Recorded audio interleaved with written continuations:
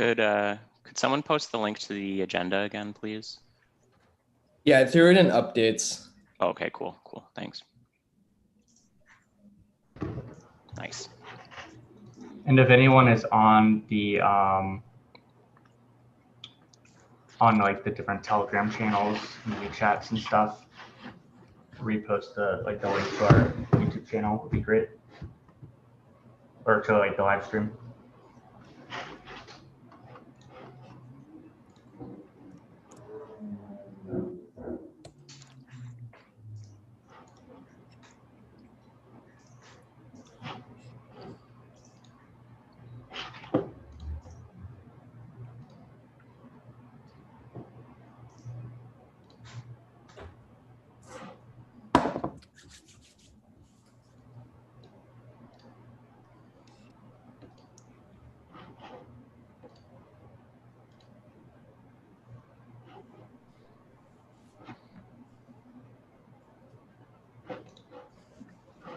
Hey, Brock, man.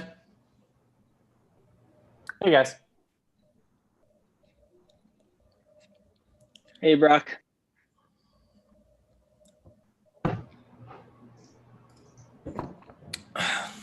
Okay, we're going to have a lot of ground to cover today.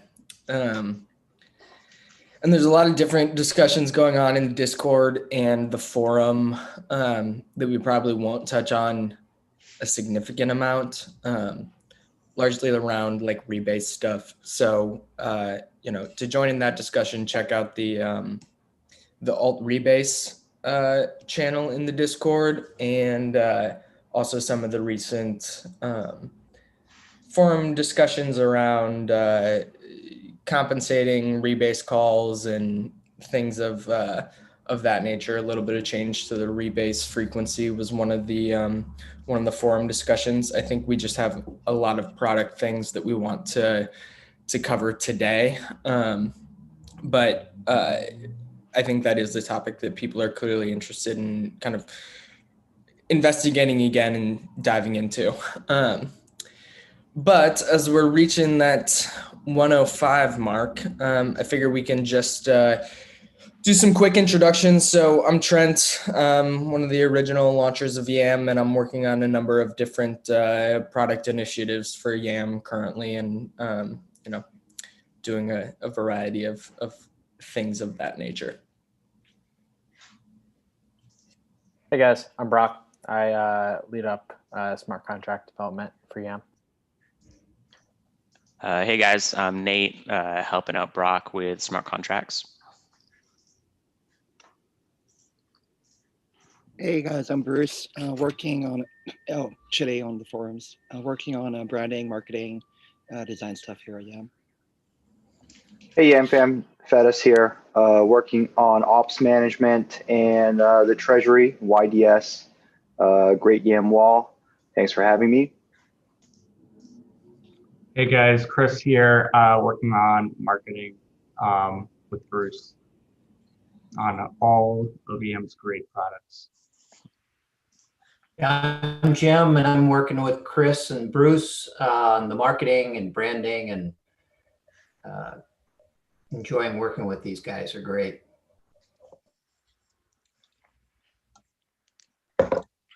I'm Mick. I'm helping out with some strategy stuff. I'm Matt, also known as Hunting Island. I do strategy and volunteer on some things.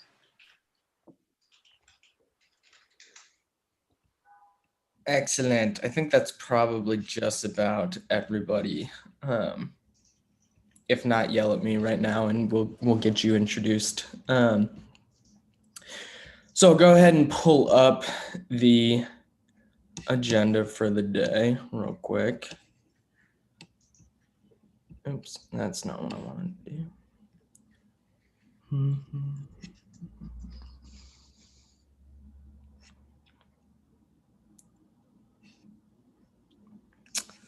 Oh, interesting. It is not.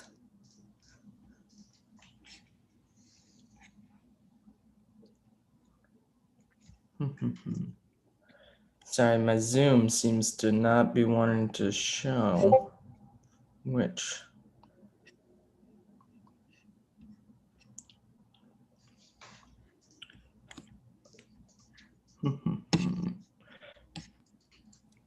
Trent, do you just want someone else to share their screen of the agenda?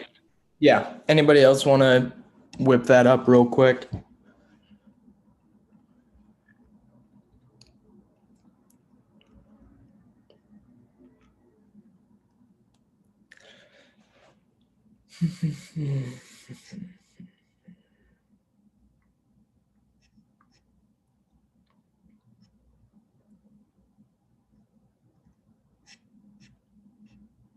Is anybody trying to get it up? I don't have access to share, so I can't. There we go. Thanks, Brock. Okay, great. So start off just past week in governance. This is really the last couple of weeks since we were obviously off last week for Thanksgiving for our American folks, of which I am one. Really kind of two major things went through Snapshot and on-chain. Well, rebase sell percentage changed to 5%. That was executed on-chain, and we also have a passing Snapshot proposal to call Gulp on PiDAO's DeFi degen Pi. So we're still waiting from the PiDAO team in terms of exactly when that is going to be going live and what the pool address is and stuff. But whenever they give us the signal, we're ready to go to call Gulp, which is Balancer's equivalent to Sync, essentially, on that pool. So that's going to be cool that we're included in that. Obviously, nice little recognition from the DeFi ecosystem and included with a lot of great projects there. So always nice to get that exposure and recognition. And then, yeah, rebase sell percentage. This was a large discussion a couple weeks ago between, we had an initial proposal and then kind of a revised one. The weighted average ended up being 5%. So we got that included. So all positive rebases now, when they mint and sell, they're selling 5% of that total change in supply as opposed to 10%, which it was previously. Any questions on those two items?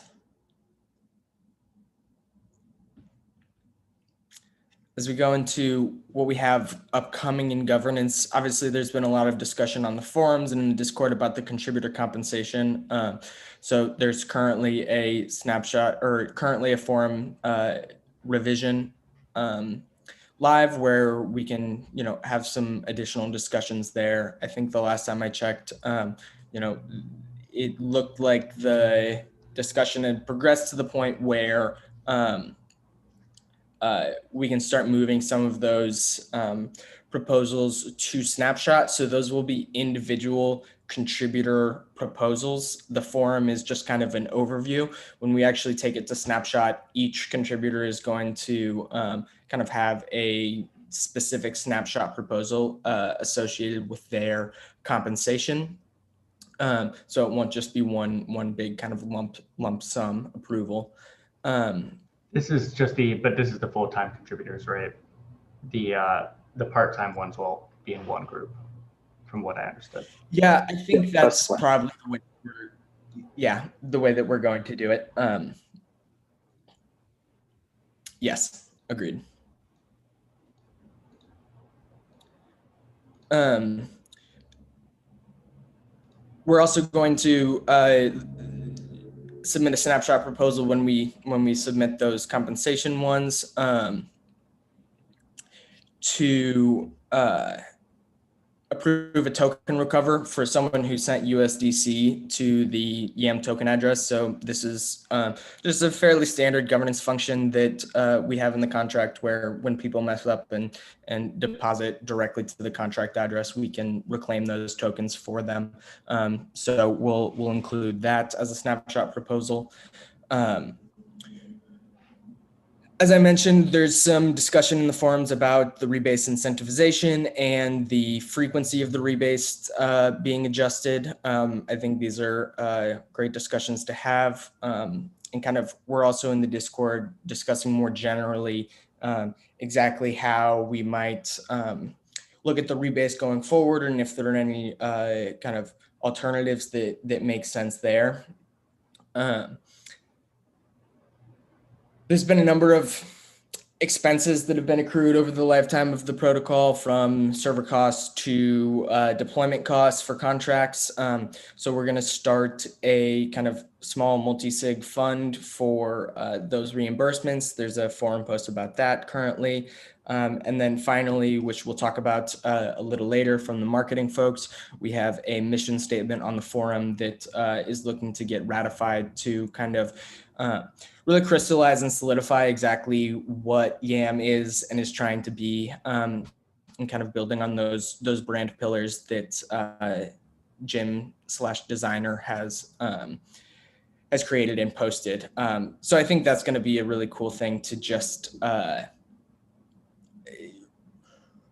really solidify this brand identity and the vision of what the DAO is trying to be and do within the DeFi ecosystem.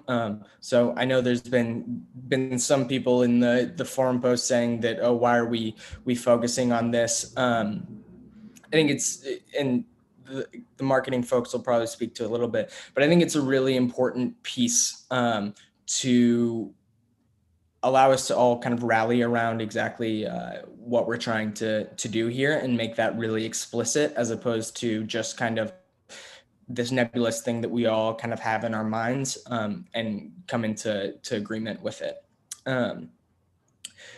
So that is kind of, those are kind of all of the things that we have upcoming in governance. It's a lot of kind of smaller organizational, operational type things, nothing super major in the governance world coming up. Any questions on those items?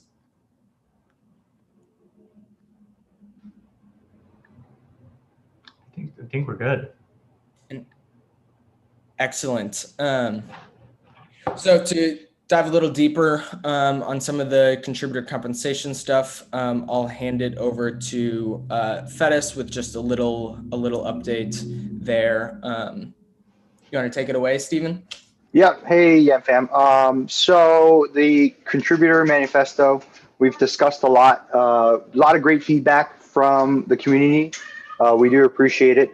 This is something that we try to work on together as a team. We're all in this boat together. So long story short, we've talked about it a lot.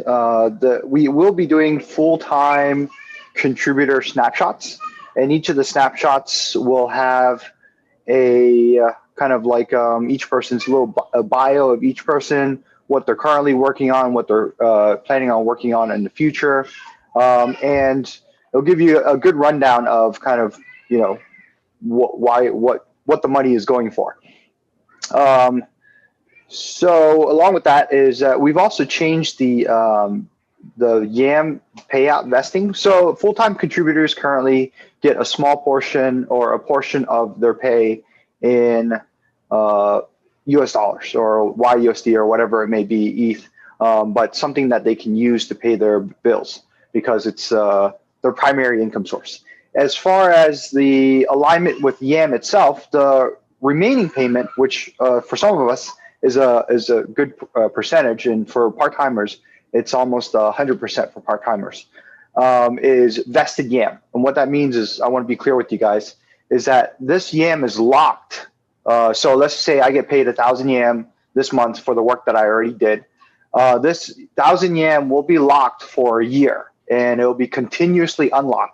Very similar to the way the migration YAM worked when you migrated V2 YAMs to V3 YAMs. So it'll be locked for the entire year, and then it gets slowly unlocked for the year. The next month, if I get another payment of 1,000 YAMs, that will be locked for an additional year. So it's a continuous kind of unlocking, payment unlocking But the purpose of this is, from the feedback is for us to align, and our goal is the same as your goal, is to grow value for YAM.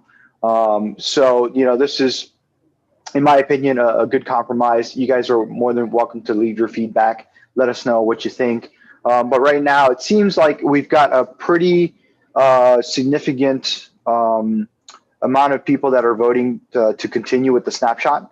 And like I said, the next piece is for you to individually vote on each of the full-time contributors.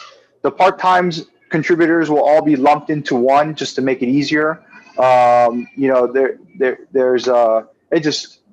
Instead of voting on every single little thing, it's just easier to do it this way.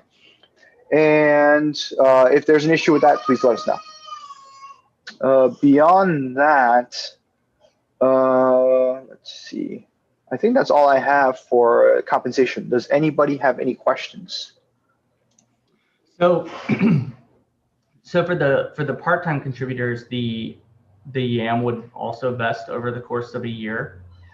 Yes. So you part-time contributors, you have the option of taking upfront money, upfront costs in case you need to pay, in case you can't do it. We did offer the option. So if you want to do that, let me know so I can revise it. But I thought I talked to everybody. Gotcha. Okay. And then, if you just let me know, and then we'll make that change.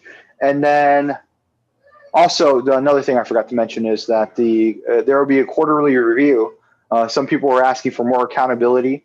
At 2021 Q1, so April 1st, we'll be doing a quarterly review, or a little bit before that, of kind of what everybody's been up to, how's it going, if we need to revisit the compensation for everybody, if there's any new contributors, et cetera, et cetera. In addition to that, every month there will be a monthly report that will be sent out to everybody, so you guys can kind of keep track of progress. We're trying to be as transparent as possible. We understand that this money comes from the Treasury. We understand that we're all in this together, so we're going to make it work. But at the end of the day, full-time contributors, part-time contributors spend a lot of time here, and it's time is money. And, we definitely need to understand that. Any other questions?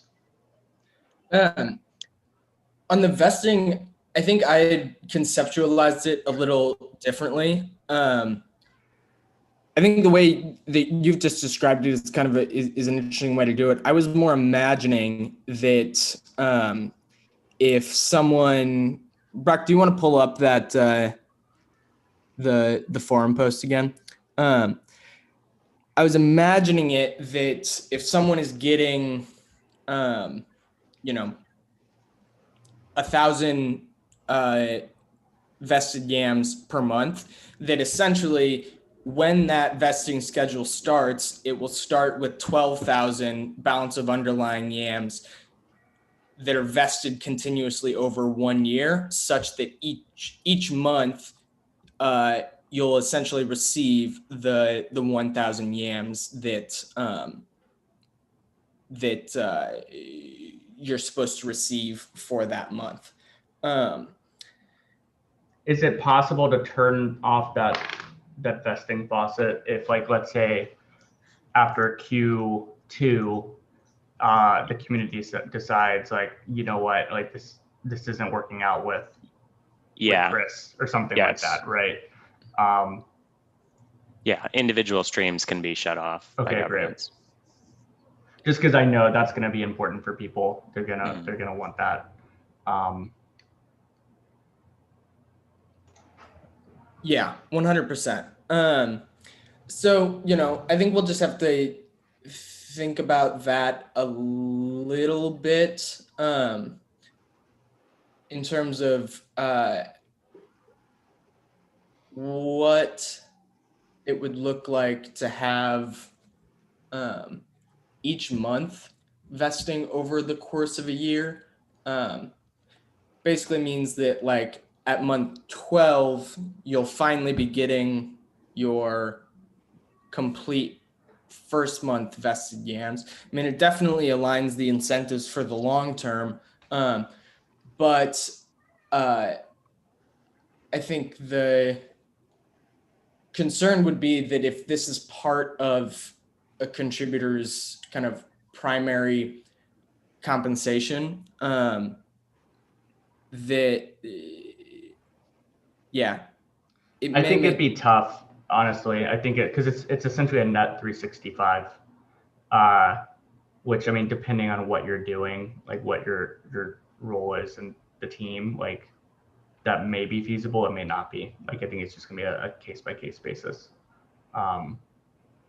Like for example, like It would be case by case. Yeah. That's I brought it up. Yeah, I wasn't clear about it. That's the way that I thought about it. So let's revisit it and make sure that we're all on the same page, just so that we can let the community know. Yeah, because based on how this is worded, like these yams are vested for 1 year, meaning that they are unlocked continuously over a year, and vesting starts when the payment is made. I guess it's that vesting starts when the payment is made. Is I think where your idea is coming from, Fedis. I think my idea was that it's like when that contract starts, that vesting begins. So we'll just want to make it really clear which it ends up being. I personally think it probably makes sense to just straight have an allocation and vest that allocation such that you're kind of actually being paid on a month by month basis, which I think is largely the goal. Yeah, I mean, in that case, I wouldn't have called it vesting. That's just like you're essentially getting a monthly payment. Well, no, I think Trent is saying that we just, instead of having a monthly distribution of 1 year vesting starting, we just, at the beginning of someone getting voted in as a contributor, we just start one stream for them that vests over 12 months for an entire year worth of YAM. And then, of course, if the quarterly review comes and they're not holding up their end, we just close the stream. I just think that's a lot simpler. Okay, well, let's just make sure we have enough time for the rest of the stuff. Yeah. We'll clarify for everybody what we're pitching. But I do think it's important though that with any contributor, like if the community is expecting people to put in a certain amount of time or a certain amount of labor into whatever their job is, that like we then remove obstacles to them doing that. And primarily one of the biggest obstacles for most people is financial.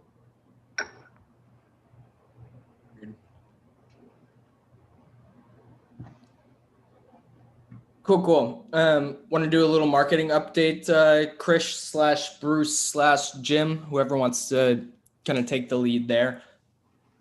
Yeah, Bruce, do you want to run with this one? Yeah, sure. So in terms of marketing, we have a two-road approach that we're kind of walking at the same time. On one road, we're doing this higher level brand development work, trying to discover and verbalize the core values of YAM, Umbrella, this UMA project, and conceptualizing it at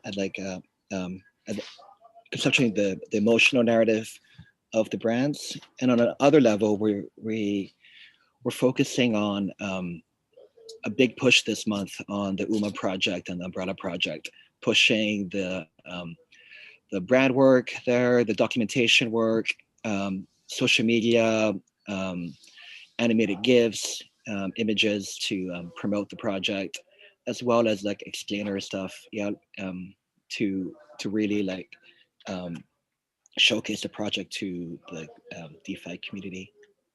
A lot of this is going to be done in-house between me, Jim, Chris, in terms of working on like logo design, website design with OXE, Brock, working on documentation short form for Twitter, as well as longer form on Medium, and creating like a lot of like fun images for all of us. Eventually, we're also our hope is to do like an animated video campaign that we have to budget out and propose to the community, like animated explainer videos that I think Chris would lead. Yeah, but that's where we are right now. Generally with marketing, so we're tackling two sides, like two ways of supporting products, right? There's product documentation, user experience, that sort of thing. You know, that certainly falls under, you know, sort of product management a little bit as well, but you know, we're gonna kind of lump it under our marketing team. So that includes like any copy, any docs, any, you know, material that you need to look at to understand, like, how do I participate in Umbrella? How do I get coverage? How do I provide coverage? How do I profit off of this? How, like, the tokenomics, all of that. And then there's like marketing proper, right? Which is funneling users into your sales funnel or your marketing funnel to ultimately convert on your product. In Umbrella's case, that's using it, right? In the UMA project we're putting together, that's again just, you know, utilizing the platform we're creating because we need people to use it. So we're kind of approaching both of them simultaneously, which is a lot to take on all at once, especially with these timelines. But that's kind of how we're thinking of it. And then again, that is separate from the big picture brand work that Jim's been doing and helping kind of leading on, which is more just, you know, honing in on what that identity is. What is YAM about?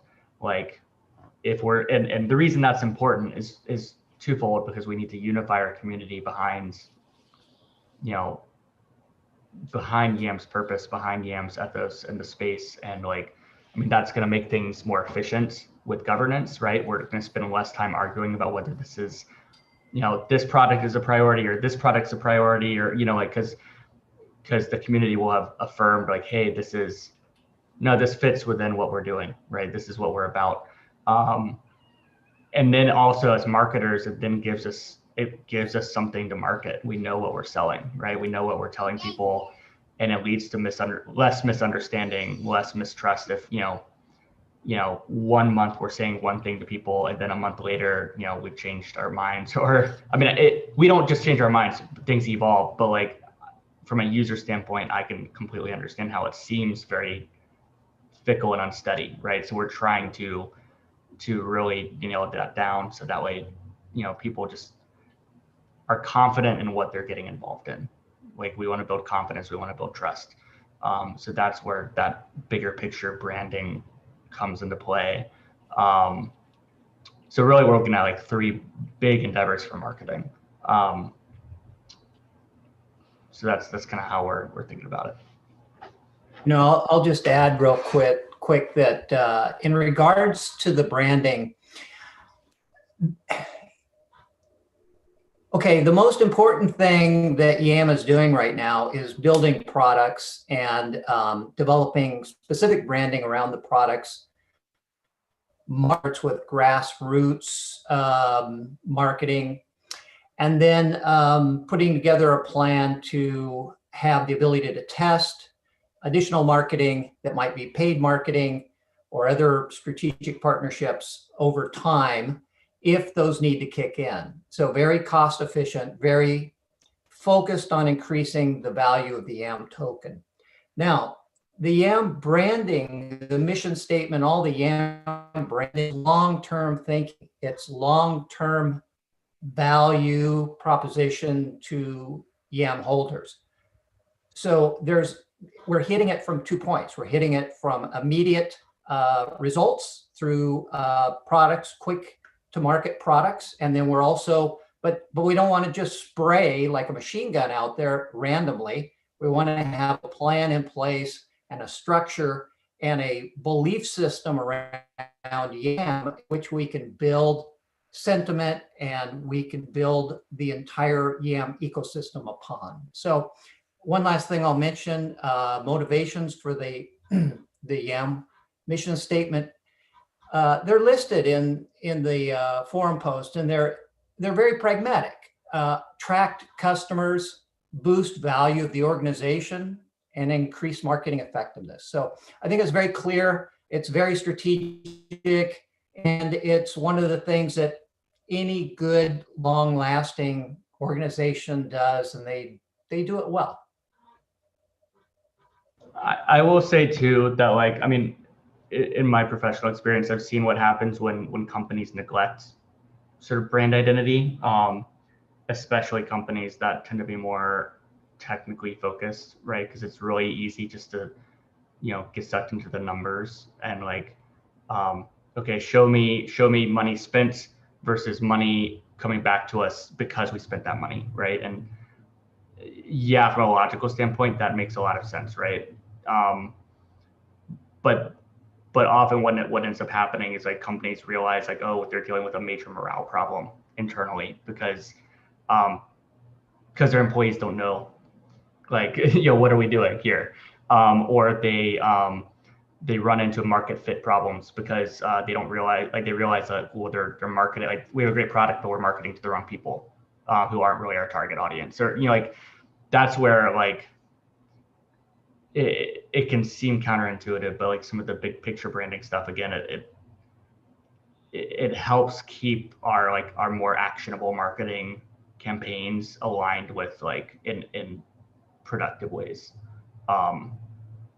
So that's why we're kind of pursuing both simultaneously, not like at the expense of one or the other. They're both happening at the same time. And I know that can be confusing as well, especially if you see us talking about one on the Discord at any given point in time. But trust me, we're like all in on specific actionable endeavors for each product as well.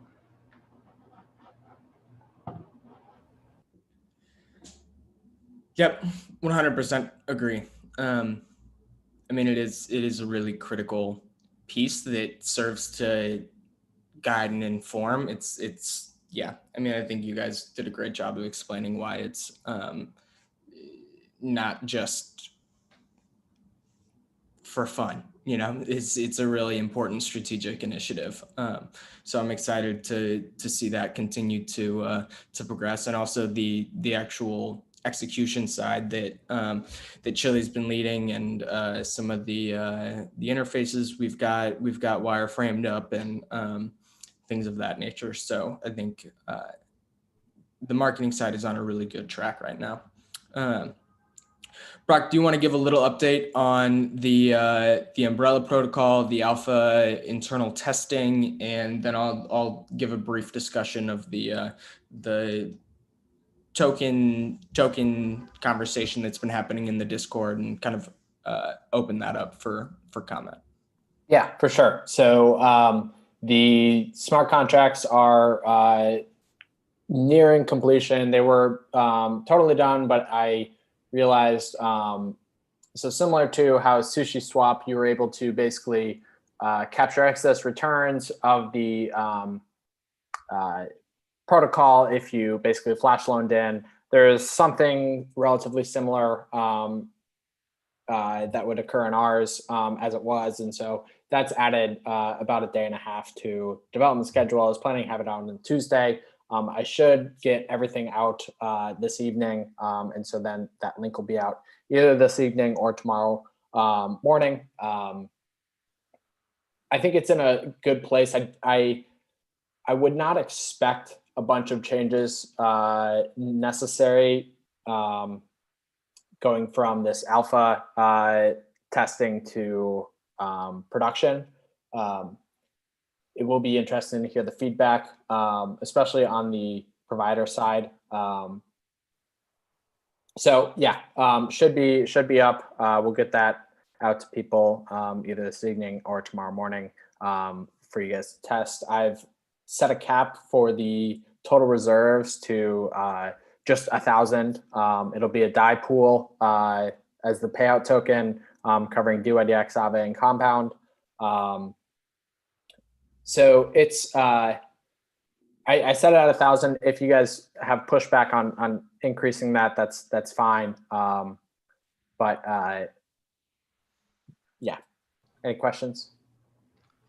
One thing that might be useful, I don't know if this is feasible or not, but when we're talking about a coverage protocol, it has two states, right? It has its like coverage has been provided, like its resting state, and then it has its like, oh crap, a hack happened and a claim is being made, and now we're going through the process of verifying and arbitrating the claim. And it would be incredibly detrimental, right? It's like if we move out of alpha and we think everything's great because the resting state and everything functions great, but then we run into a critical bug ourselves in the claims process. So is there a way to simulate a claim, like a fake claim on a pool or something like that? So one thing we can do is we could, in theory,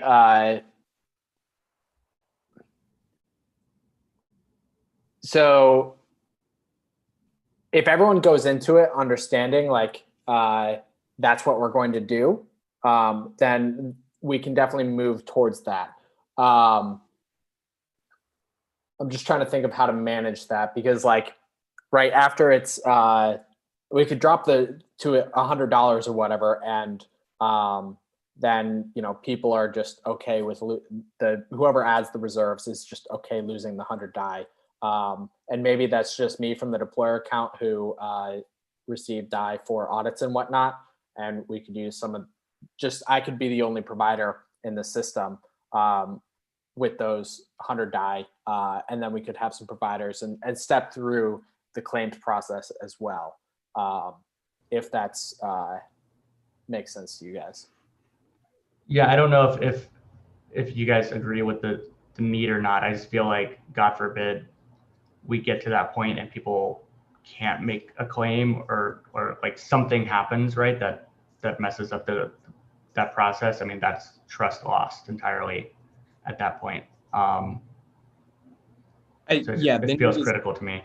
No, the need is definitely there. I think we can probably do it in an internal fashion, where like the contributors can go and do this little 100 die pool, and it'll be separate from the broader alpha, to make sure that it all works. Because then, I think one of the things that we'll do with the broader alpha is also make sure that the abdicate function works correctly, such that we can say, okay, pool's done, and then everybody can still go kind of receive all their funds back.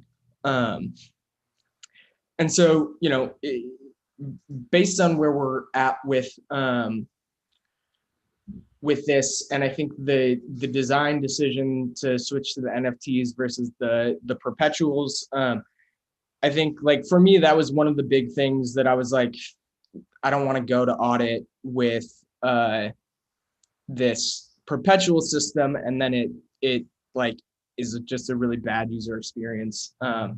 And we then need to switch to NFTs and rework a bunch of the system.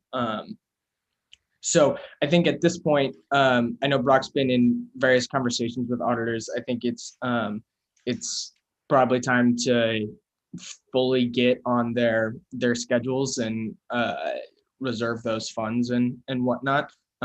So yeah, I think probably expect an audit, some audit updates in the next couple of days as we seek to finalize those dates. As far as the token discussion, which Brock is pulling up now, I kind of laid out a couple of the main concepts around the value that a umbrella token might add, and kind of what that token's role would be, and a couple of different ideas around like avenues to go down with the token. Seeing a lot of the responses largely around preferring no token, and letting the value flow to YAM itself. I think that that makes sense in some ways, but it definitely has some drawbacks as well in terms of the speculative value of the new token might be considerable and add a significant amount of value to the treasury, and that treasury then would necessarily increase the YAM market cap. And so, I think there's more discussion to be had here. One of the things that I'm kind of hearing from this feedback in the forum is that it doesn't necessarily, it almost certainly doesn't make sense to shove a token into this protocol at public launch. And there may be additional discussions later on about, how do we make this token work in a way that is really beneficial to the protocol, to the YAM community, to the YAM treasury, and to the umbrella community that evolves. So I think it's going to be kind of an ongoing discussion, and not necessarily finished at any one point with this kind of forum post or the upcoming snapshot proposal. But I would love to hear feedback from anyone watching or other contributors on kind of what their thoughts on the token is currently.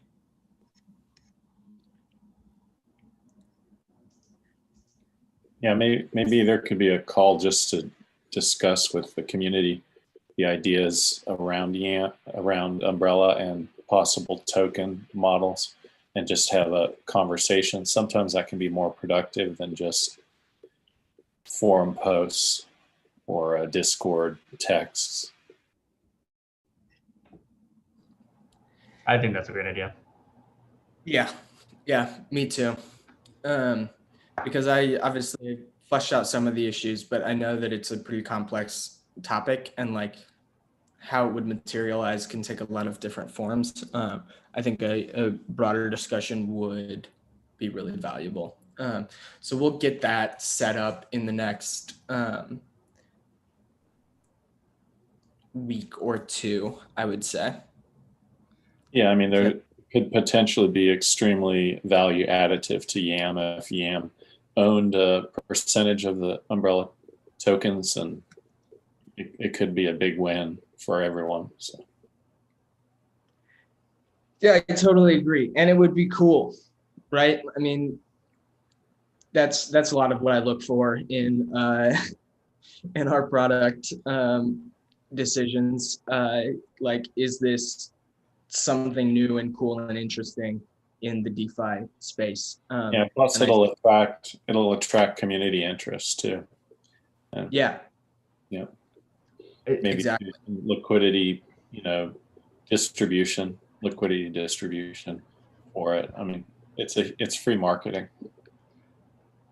I do think regardless though, we just need to be very, like, when we finally do settle on it, we just need to be very clear about how this mechanic, whether it's no token or a token, but how it benefits holders, YAM holders in the community, and like what steps need to be taken for them to see those benefits, whether it's staking, whether it's just holding, whether they're indirect benefits or long-term benefits, or like, we just need to, because that's ultimately like what a lot of the debate and conversation, that's really what we're talking about here, is like people are excited about the protocol, but they also want to know, like, okay, but what's in it for me? We just need to be clear about that, like however we settle on it. 100%. Yeah, I'm happy to help think through like token design and stuff. Part of it though is I'm still trying to understand, because I know we've had some changes in Umbrella in recent weeks and made some adjustments. So the more familiar I am with how everything is, I can continue to help think through potential token design, because I think it will help YAM. Again, number go up. Assuming YAM is a multiple of Treasury, if we're able to get a big percentage of those tokens in Treasury, then I don't see how that doesn't benefit YAM. I don't think everything has to be revenue based. I don't think everything has to be like special airdrop. I mean, those are nice. We can explore those. But I think if Treasury is able to grow in a significant way, because we hold a lot of those tokens, YAM will benefit from that.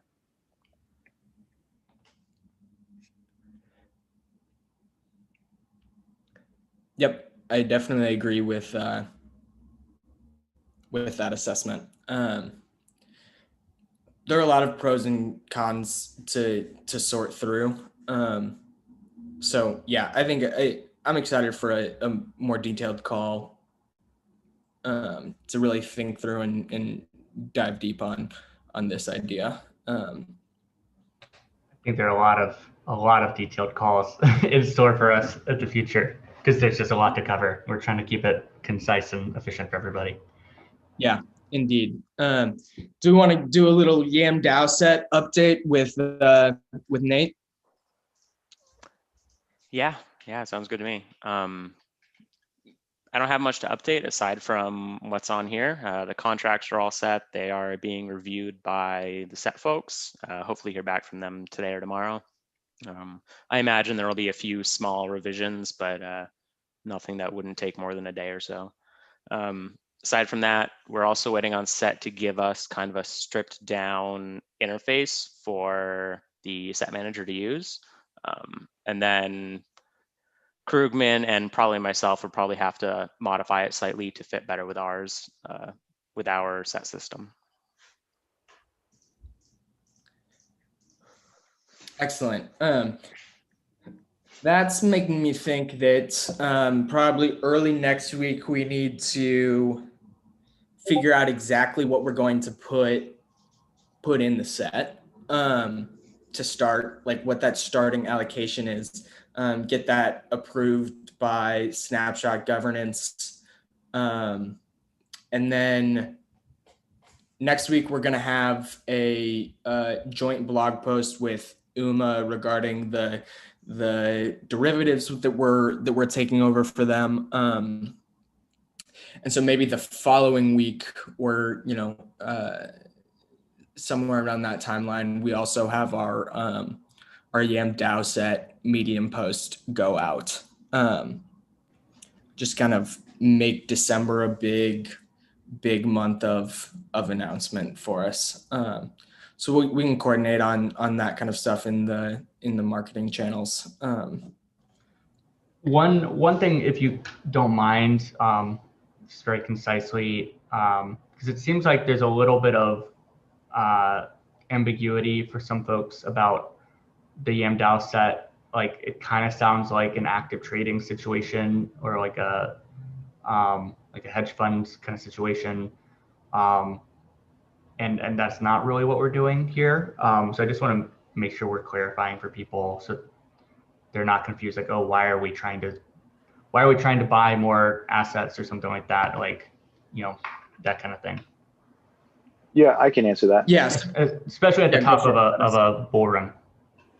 Yeah, so the original concept of YAM DAO set was to manage the treasury, grow the assets in the treasury, but also utilize DeFi's, some of the DeFi specialties like the yield farming, the Yearn vaults where you can generate additional income. So YUSD, as you guys all know, is a yield generating stablecoin. We have currently DPI, which is another token set that's for the DeFi space, and it has Yearn, Uniswap, and a whole bunch of other tokens. If you want to take a look or need more details on it, check out the forum post or just ping me on Discord. And then we're currently farming index tokens with DPI and ETH as in the liquidity pool. So Index Coop we're farming these tokens. It's building more value for the treasury for YDS. So our goal is kind of to use these yield farming, these yield generating coins, but also maintain a stable, lower risk tolerance growth. So there's a forum post on the risk. The kind of the community can select the risk that we're willing to take to achieve the returns that we want. Krugman has basically outlined this in terms of a beta, which measures systemic risk, and then also correlation. So more details about it. I'm not going to go into it during this call just because it's probably going to take too long. But long story short, the assets that go into YDS, we're not looking to gamble, or we're not looking to, look for high risk, high return. We're looking for good return, good risk, and it depends on what the community votes on. Right now, we voted on a scale of 1 to 5, as far as 5 being the most risky and 1 being the most conservative. We're currently at 3. So we'll go in as we develop the YDS. We'll put assets into it, which will go through snapshots and votes. But as we move forward, we'll adjust things as we see fits. The ultimate goal and the end goal of YDS is really to offer this product to either the public, or initially we're probably going to offer to other DAOs. So this whole process takes a lot of work and a lot of contracts, et cetera, et cetera. And the reason for that is because we have on-chain governance. If I was managing this set by myself or my own personal portfolio, I could just click a button and I could buy this or buy that. But for something like YAM, where there's a DAO and governance tokens, you need to go through a governance process. So our potential market for this product is other DAOs, because they have treasuries. Like Sushi has a treasury, Urine has a treasury, DX DAO has a treasury. We can go to them and say, hey, we'll help you manage your treasury, but we want a percentage of the fees for the assets under management. So this is something that will eventually bring value, revenue to YAM. This is it's a product in itself.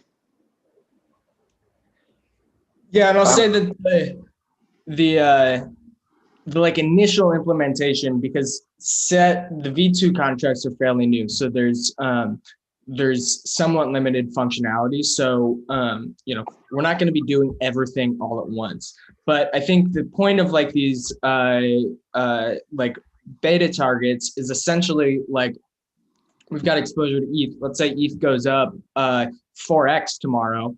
How does that change the beta numbers that we have? And do we need to rebalance the portfolio according to those targets that we've set?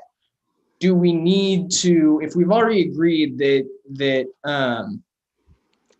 we want to target, these 3%, or not 3%, this like level 3 target to the portfolio in terms of risk, once we've set that, do we really need to go through another snapshot proposal and implement a kind of custom on-chain proposal in order to sell that ETH and get us back to our target ratios in terms of our portfolio? Instead of doing all of that, what we can do with Set V2 is basically allow the manager to tell the community that this is happening and then execute it. And it makes that process, rather than heavily intensive and lasting at minimum 5 days with our governance process, to a much shorter time period. Additionally, if we want to add a new asset or make a purchase or sell a token or whatever, instead of having to go through the snapshot and the on-chain governance proposal, we can really just go through the snapshot portion of it. So it just reduces a lot of the overhead, while also, as Fetis has said, is something that we can actually have as an investment product that can generate some revenue for the treasury. It's very cool. I'm pretty excited about it, and it'll be great in the next week or two to get out some explain our marketing about it, potentially partner with some additional DAOs, things like that. Yeah.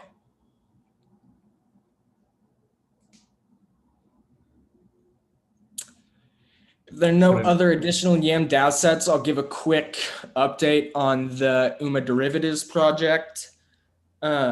So currently the kind of name and branding that we're playing with is Degenerative, which is like degen derivatives, getting into like some zombie branding, which has kind of a nice history in the crypto space. So I think it really plays in well.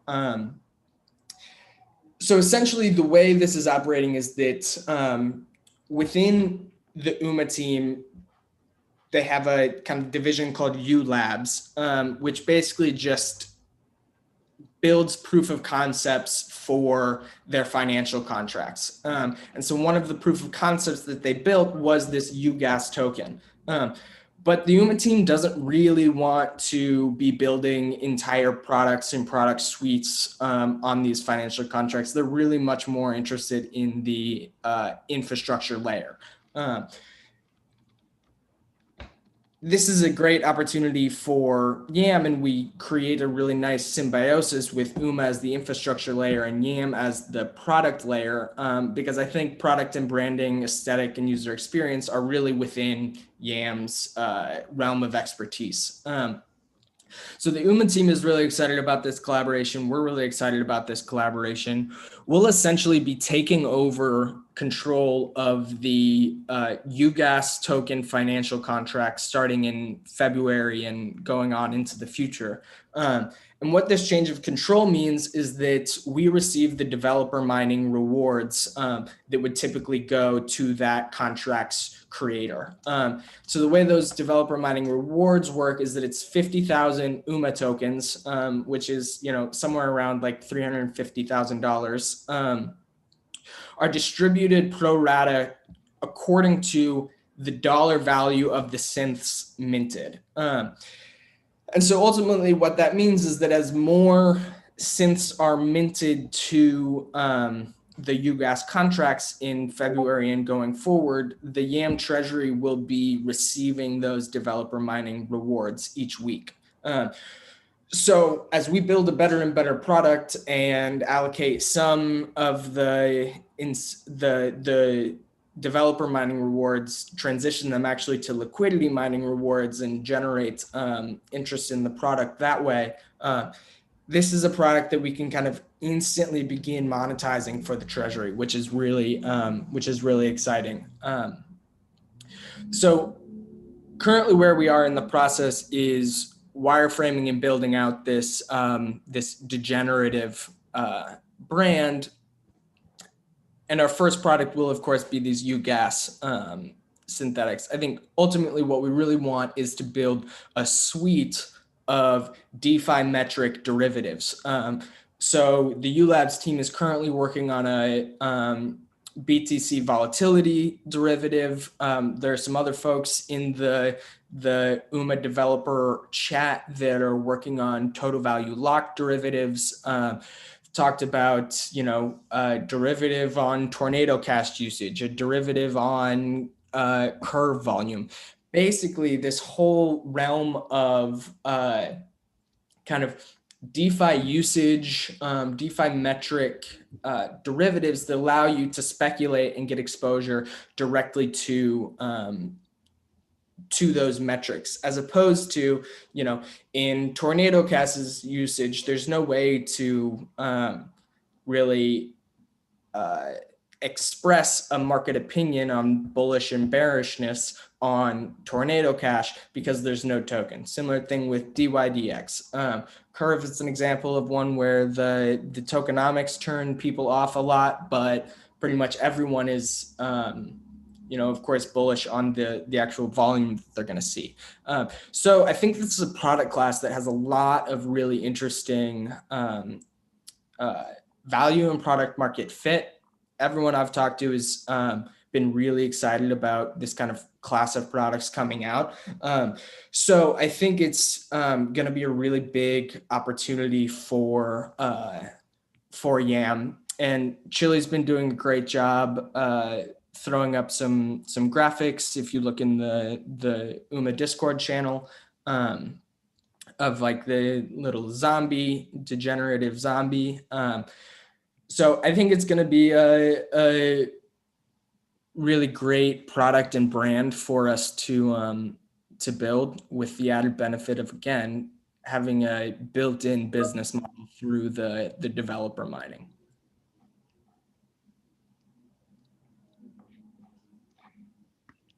Honestly, I think it's a really exciting product. And it's something that like has a lot of potential just for, both B2C and B2B kind of executions down the road too. I think it's very easily expandable into a suite of products. Like it's pretty cool. Yeah, agreed. I think I honestly think this could end up being quite a big deal. And it's great. No one is doing this type of thing currently. The closest you can get are, some of like FTX's random derivatives, like their move contracts that do the volatility, a number of things like that. But this is really clean from a development standpoint, because the financial contracts have all been, at a base level audited. So limited development time. It's there's something else I was gonna say. Really clean from a regulatory standpoint. Like derivatives of securities can be, from a regulatory standpoint, an issue. Derivatives of non-securities have basically no regulatory risk. They're just straight up not securities. So I think this is something that we're really excited to push on in the next few weeks. We're going to have the UGAS interface created by Christmas, it's a really huge opportunity for YAM, and the UMA team is like phenomenal to work with. And also just, with ETH as it is currently, and just the volatility in gas prices, it's just a really useful tool for users, period. If you know how to kind of leverage it. And like, I'm a huge fan in like synergistic opportunities between different EM products, so that, they're not just isolated silos from one another, but like we actually are building an ecosystem. And I could see potential, not immediately, but like phase 4 or whatever, right? Like of like this feeding into like a broader like lending, endeavor or something like that, if we want to go down that road, or tying into Umbrella somehow. Like there's so many things that could, we could leverage this into other products we're working on. So Trent, is this an open design space beyond the gas product that we're going to launch with? In other words, are we able to basically brainstorm and come up with whatever kind of derivatives that we think might be interesting and introduce those pretty much as well as we want to?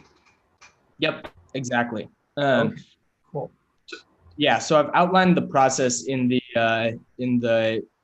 UMA DeFi metric derivatives forum post there. But basically, it just is a matter of going through UMA's governance process of like, you submit a price identifier, and once that price identifier is approved by UMA governance, then you can start building financial contracts that reference that price identifier. And so we can, like, the sky is really the limit in terms of what we want to build and do. And for that, so the openness of the design space is a great call out, because there just is so many potential ways that we can go down on this product suite. That's very cool. how do you see that opening up in terms of starting the dialogue on that? Is it just something we put off for a little bit, or is that something that you feel like we can start initiating right away? Good question. I mean, I think we can start the conversations relatively soon. I don't want to, like, we've got basically like a deadline in, 3.5 weeks in terms of when we need this first interface and product out the door. A lot of it is kind of already, the framework is already there because the financial contracts have already been created, right? But we want to really nail this product experience at launch, because a huge part of our value prop to UMA in this partnership is that we're gonna fucking nail the product execution. And so I think after that, there are already a couple other price identifiers that are in the works that would be good fits to add to our product suite. One of which is again the total value locked derivative and the BTC Vol that ULabs is working on. But if people have other ideas for what they would like to see, I mean, like, one of the best things you can do is just like go into the UMA server on Discord and start pitching products and start writing price identifiers. Yeah. Got it.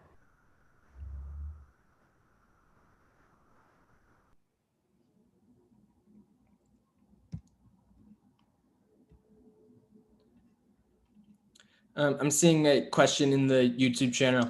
How will degenerative funnel fees? So that's a good question. We've been having a number of exploratory discussions regarding, revenue to the treasury versus some sort of revenue distribution mechanism. This is potentially a good opportunity in terms of the kind of clear-cut nature of we receive the developer mining rewards and then we kind of distribute them. In general, the way it's going to work at kind of the UMA and YAM level is that, and I don't think this has been like entirely formalized, basically YAM will get some flat percentage of the developer mining rewards. There will also be then DApp mining rewards in which the whatever interface mints the synthetic will receive the developer mining rewards. So that will, in large numbers, be us. But UMA wants to make sure that this is a fair and kind of open agreement in which if someone wants to build a platform to mint these synths, that they can receive a reward for that, which, because we have this flat fee, that would actually probably increase our total reach and total revenue. And then we'll also reserve from some UMA rewards for liquidity mining to make sure that we're getting the traction on the product that we need. And there's in that forum post, there's actually a little bit on the kind of arbitrage that developer mining currently enables in terms of the amount of UMA rewards it typically takes for X amount of liquidity and the rewards that we would receive for X amount of liquidity. There's, about a 50% or so arbitrage that exists there, in which we can essentially kind of costlessly incentivize the liquidity and still make about a 50%, about 50% of the rewards. But yeah, I think in terms of actually distributing UMA rewards to YAM token holders. I think it's a really interesting idea that that we should discuss more. Another one of those topics probably best suited for a specialized call. And this is, and honestly, this is in general just the great debate, right, with all of these products is that you know, in crypto, how do holders gain value? And typically it's either, you know, the token itself that you're holding goes up in value, or in the case of like a farming token, right, it's some sort of share of revenue or profit that is shared back with holders. And then some protocols obviously have a hybrid or combination of the two. I'm sure there are other version like mechanics out there as well that I'm just, you know, spacing out on. But you know, it's something that bears more thought and conversation. And we could probably go an extra hour or more talking about it. So we should maybe find a time to have those discussions in another meeting. Yeah, I agree. And I would love to see, you know, potentially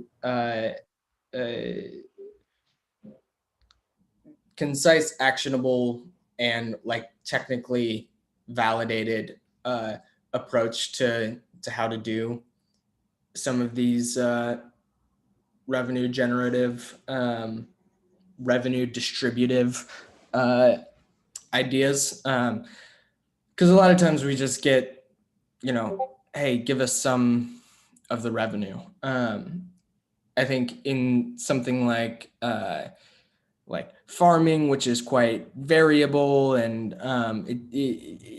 there is a significant amount of development work that can be required for some of these implementations. And so I think we just need to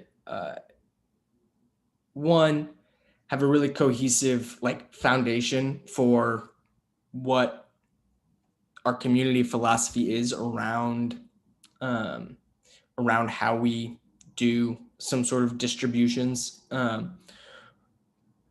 then, you know, what is kind of the process for actually making that implementation on a specific specific revenue source, right? Because like index co-op farming is, you know, this 2-week long thing. Umbrella arbitration is going to be a much longer thing. UMA developer mining going to be a longer thing. So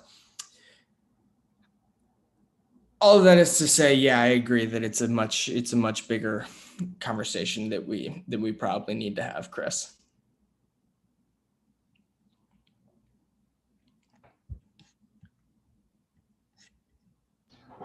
Cool. Well, thank you everybody for joining. We should probably wrap this up. I'm trying to keep this call more palatable in terms of length for everybody involved, everybody watching.